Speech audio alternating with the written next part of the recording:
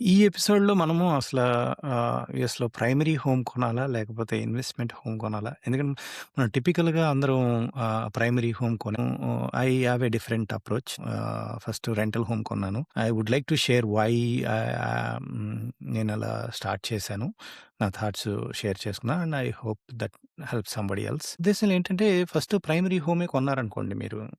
మీకేమవుతది అనంటే మీ యొక్క ఎలిజిబిలిటీ అక్కడితోటి ఆగిపోతది. మళ్ళీ రేపొద్దున మీరు రెంటల్ ప్రాపర్టీ కొనాలంటే మీ ఎలిజిబిలిటీ కొంచెం టఫ్ అవుతది. అది డెబ్ట్ ఇన్‌కమ్ రేషియో అవన్నీ చూస్తారు. అండ్ మీరు ప్రైమరీ హోమ్ కొనేటప్పుడు ఇప్పుడు ఏమవుతది అనంటే మీరు ఫస్టే ప్రైమరీ హోమ్ కొన్నారనుకోండి అండ్ మోర్ ఓవర్ మనోళ్ళు ఆహ్, ఏదో ఆ కరెంట్ అవసరాలకున్న ప్రైమరీ హోమ్ కొనరు.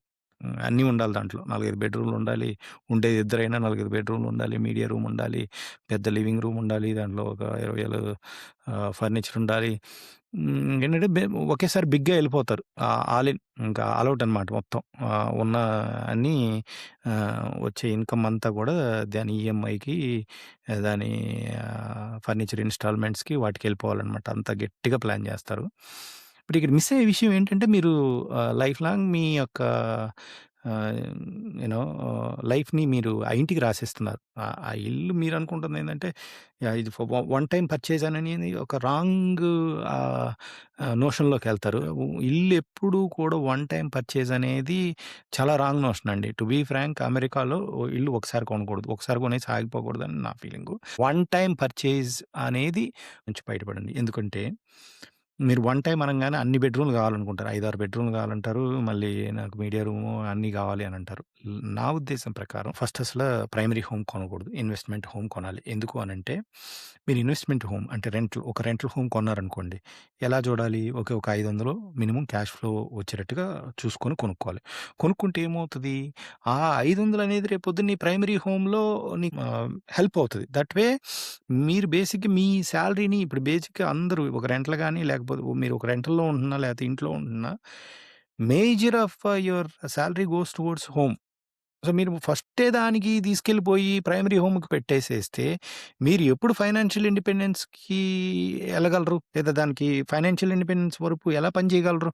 మీ మేజర్ సాలరీ వచ్చి రాంగానే ఫస్ట్ ఒక కారు, ఒక ఇల్లుకి కట్టేసిన తర్వాత, మీరు ఎలా దాని నుంచి బయటపడగలరు? డే జాబ్ నుంచి? డే జాబ్ నుంచి పని చేయాలంటే ఒక డిసిప్లిన్ కావాలి.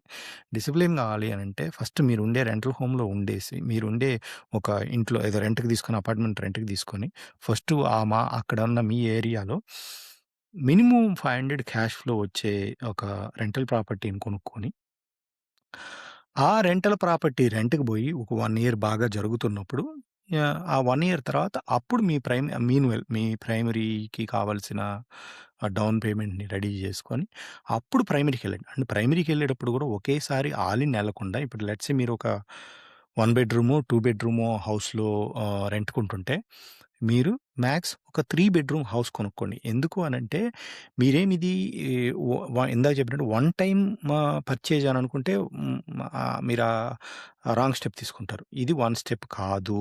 ఓకే. ఇది నేను కొనుక్కుంటాను. మీరు అట్లా అప్ టు 7 కన్వెన్షనల్ లోన్స్ తీసుకోవచ్చు. యూఎస్‌లో. ఒక ఒక 7 హోమ్స్ కొరకు ఒక్కొక్క మనిషి మీద అన్ని లోన్స్ తీసుకోవచ్చు. ఆ ఫుల్ కెపాసిటీని వాడుకోండి. ఎందుకు ఇప్పుడు లెట్స్ సే మీరు ఒక 7 హోమ్స్ కొనగలగానే ఒక 6 హోమ్స్ మీద మినిమమ్ ఒక 6 హోమ్స్ మీద ఈచ్ హోమ్ మీద 500 మీకు క్యాష్ ఫ్లో వస్తుందనుకోండి. ఒక 3000 అంటే మీకు major your like me goal whatever like monthly cash flow ఎంత మంత్లీ ఎక్స్‌పెన్సెస్‌ని ఆఫ్‌సెట్ చేయడానికి ఒక ఇల్లు నుంచి వస్తున్నాయి. అది కాకుండా ఇంకా మళ్ళీ చాలా కాంపోనెంట్స్ ఉంటాయి. ఇవి లైక్ ఈక్విటీ గాని లేకపోతే హ్మ్, అప్రిషియేషన్ గాని అది మనం అంటే ఒక ఇంటి మీద ఏమేమి ఉంటాయి అనేది మనం మళ్ళీ ఇంకొక వీడియోలో మాట్లాడుకుందాం. కానీ ఇది ఇన్ని హోమ్స్ కొనే ఎలిజిబిలిటీ ఉంది కాబట్టి start with a small one 3 bedroom one. ఈరోజు ఆ 3 బెడ్‌రూమ్‌లో ఉండండి. ఒక 1 ఇయరో, 1 ½ ఇయరో అంటే 1 ½ ఇయర్ కల్లా మారమని నేను చెప్తాను. మీ దగ్గర డౌన్ పేమెంట్‌కి సరిపోయి ఇద్దరు జాబ్ చేస్తా వైఫ్ అండ్ హస్బెండు ఉంటే 1 ½ ఇయర్‌లో మారమంటాను. ఎందుకు అనంటే as I said right as and then ఇప్పుడు ఆ ఇంటి ఈఎంఐ ఒక రెంటు ఆఫ్‌సెట్ చేసే వరకు ఆ ఇంట్లో ఉండాలండి. As soon as your rent నీ యొక్క ఈఎంఐని ఆఫ్‌సెట్ చేయంగానే అక్కడి నుంచి వెళ్ళిపోయి ఇంకో ఇల్లు తీసుకోవాలి. మీరు 3 బెడ్‌రూమ్ ఇల్లుతోటి స్టార్ట్ చేశారనుకోండి, ఆ ఇల్లు ఖచ్చితంగా ఎవరో ఒకరికి కావాలి రెంట్‌కి. ఎవరు 5, 6 బెడ్‌రూములని రెంట్‌కి తీసుకోవడం చాలా అంటే తక్కువ డిమాండ్ ఉంటుంది. బట్ తక్కువ డిమాండ్ ఉంటది. కానీ 3 బెడ్‌రూములు ఇల్లుని రెంట్‌కి తీసుకునే వాళ్ళకి చాలా ఎక్కువ డిమాండ్ ఉంటది. సో, మీరు 3 బెడ్‌రూమ్లు తీసుకోవడం అనేది మీరు ఆ ఇంట్లో ఉన్నంత కాలం మీరు చాలా తక్కువ డబ్బులు కడతారు. ఈఎంఐ గాని, లేకపోతే టాక్సెస్ కానీ అన్ని విధంగా. అండ్ మీరు స్టార్ట్ చేసే పర్చేస్ ప్రైసు తక్కువుంటుంది. అండ్ మోర్ ఓవరు మీరు తొందరగా ఆ రెంట్ ఇచ్చుకోవడం కూడా చాలా ఫాస్ట్‌గా అయిపోద్ది. 3 బెడ్‌రూమ్‌లు రెంట్‌కి ఇచ్చుకోవడం ఈజీ అవుతది. సో, మీరు అసెట్స్‌ని కూడా తొందరగా బిల్డ్ చేయొచ్చు. ఎందుకంటే మీరు స్మాల్ తోటి స్టార్ట్ చేస్తున్నారు. మీరు ఒకేసారి 6 బెడ్‌రూమ్‌కెళ్ళిన తర్వాత మీరు అక్కడి నుంచి మూవ్ అవ్వలేరు. అండ్ ఆ ఇల్లు కూడా మిమ్మల్ని మూవ్ అవ్వనివ్వదు. ఆ ఇంటికి ఎక్స్‌పెన్సెస్ అయన్నీ సరిపోతది. సంపాదిస్తారు. దానికి కట్టుకుంటారు. ఇంక అది నథింగ్ బట్ ఒక బానిసత్వం అనమాట. మన లైఫ్ అంతా ఆ ఇంటికి రాసిచ్చేసినట్టే. సేవ చేసుకుంటా ఆ ఇంట్లోనే ఉంటూ బతికేస్తాము. Will never get an financial independence. అలా 3 బెడ్‌రూమ్స్ తోటి స్టార్ట్ చేసేసి, అది రెంట్‌కి ఈఎంఐ ఆఫ్‌సెట్ అయ్యేదాకా వెయిట్ చేసి, నెక్స్ట్ ఇంటికెళ్ళిపోయి, ఇట్లా దీన్ని హౌస్ హ్యాకింగ్ అంటారిక్కడ ఆ కాన్సెప్ట్‌ని బేసిక్‌గా. ఆ హౌస్ హ్యాకింగ్‌ని మీరు కరెక్ట్‌గా చేస్తే వితిన్ 7-10 ఇయర్స్ మీరు ఆ 7 కన్వెన్షనల్ హోమ్స్‌ని అచీవ్ చేస్తే, ప్రతి పెన్నీని మీరు బేసిక్‌గా ఇదే కాన్సెప్ట్‌లో ఆ ఇంట్లో జారడం, ఆ ఇంటి ఈఎంఐని ఎక్కడి దాకా తెచ్చుకోవాలంటే మీరు రెంట్ ఆఫ్‌సెట్ చేసేది. అండ్ సెకండ్ హోమ్ ఇంక నెక్స్ట్ హోమ్‌కి ఇలా మీరు గాని చేయగలిగితే వితిన్ 7-10 ఇయర్స్‌లో మీరు ఈజీగా ఫ్యూ మిలియన్స్ ఆఫ్ హ్మ్, ఆహ్, న రియల్ ఎస్టేట్ వాల్యూని హోల్డ్ చేస్తారు. హౌసెస్‌ని హోల్డ్ చేస్తారు. అండ్ ప్రతి మంత్ దాని మీద అట్‌లీస్ట్ ఒక 3,000 దాకా మీకు హోమ్ ఈక్విటీ వస్తుంది. ఒక 3,000 దాకా క్యాష్ ఫ్లో వస్తుంది. అలా వర్క్ చేసుకోవాలి. అండ్ 3% లెట్స్ సే ఆ 7 ఇల్లులు కలిపి ఒక 2-3 మిలియన్ అనుకుందాం. దాని మీద ఒక 3% ఏసుకోండి.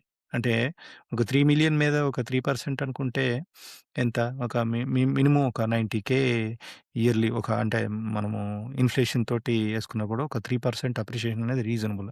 అంటే 90,000 మనకు అక్కడే వస్తుంది. మంత్లీ ఒక 3,000 ఒక 4,100 ఎళ్ళినట్టు ఈక్విటీలోకెళ్తుందా? మంత్లీ ఒక 3,000 క్యాష్ ఫ్లో వస్తుందా? మళ్ళీ ఇయర్లీ ఒక 90,000 దాకా ఆహ్, హ్మ్, అప్రిషియేషన్ వస్తుందా? అంటే ఒక 10-15 ఇయర్స్ లాంగ్ టర్మ్‌గా చూసుకుంటే, ఎవ్రీ ఇయర్ చూసుకోకూడదు. సో, ఇది ఇలా చేసుకోవాలి అనంటే మీరు ఇమ్మీడియేట్‌గా ఒకవేళ చిన్న ఇల్లు కొనే పనైతే ప్రైమరీకి గూడా ఎళ్ళొచ్చు. ఎందుకంటే అక్కడ మీకు ఉపయోగం ఏంటంటే తక్కువ డౌన్ పేమెంట్ తోటి ఒక ఇల్లును ఓన్ జేస్తారు కాబట్టి, మీరు ప్రైమరీకెళ్ళొచ్చు. కాదు నేను ఒక పెద్ద ఇల్లు కొనుక్కోవాలి. ఇది వన్ టైమ్ లాగా చూస్తున్నారు అంటే మాత్రం నేనసల రికమెండ్ చేయను. అండ్ ఈవెన్ అటువంటి ఐడియాస్‌ని స్క్రాప్ జేసేసి ఫస్ట్ స్టార్ట్ విత్ రెంటలు. ఎందుకంటే ఫస్ట్ ఒక 500 మీ దగ్గరొచ్చే ఇన్‌కమ్‌ని ఒక 500 మంత్లీ క్యాష్ ఫ్లో సంపాదించే దాని మీద ఇన్వెస్ట్ చేసి, దెన్ ఆ 500 ఇంక మళ్ళీ డౌన్ పేమెంట్ పెట్టుకొని రేపు మీ ప్రైమరీకి పెట్టుకున్నారనుకోండి, మీరు చాలా అహెడ్ ఉంటారు. ఈ ఈ ఫైనాన్షియల్ ప్లానింగ్‌లో ఆ ఫైనాన్షియల్ ఇండిపెండెన్స్‌కి మీ జాబ్ నుంచి ఆహ్, హ్మ్, డే జాబ్ మీద డిపెండెన్సీ తీసేయడానికి చాలా ఎక్కువ అవకాశాలుంటాయి. ఇది నా ఉద్దేశం. మీరేమనుకుంటున్నారో మీ థాట్స్‌ని కామెంట్స్‌లో పెట్టండి.